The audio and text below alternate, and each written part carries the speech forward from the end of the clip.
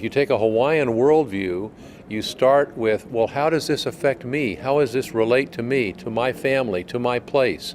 And we're trying to bring that together under this place so that young people will be inspired to become astronomers, to search into the stars and to search into the roots of their ancestors, to see themselves in their own futures being a part of something very exciting and much bigger than themselves and way beyond just their surroundings, without losing track and losing the anchor they have in being in their surroundings and being with their family and being a part of a long tradition of family members and progenitors. We want them to see that things fit together and they can go up on the mountain, they can be an astronomer, they can discover new planets, and they can also practice and be part of a wonderful legacy of Hawaiian tradition.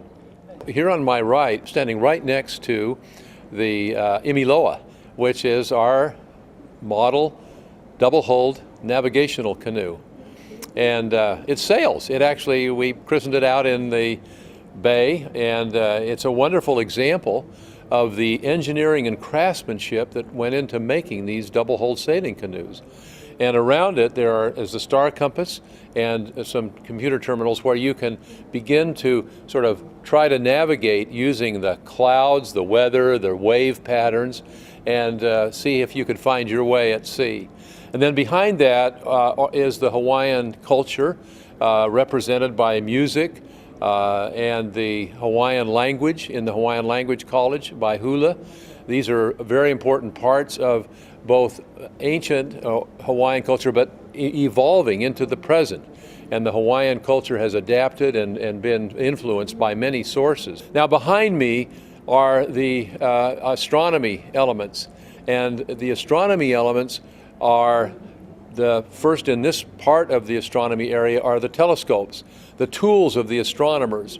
And it's important to understand the connection here. The connection is that the canoe was the tool of the Hawaiians in exploring the Pacific. They were able to navigate a larger area of space earlier than any other civilization that we know of. So that's a very important setup and a realization.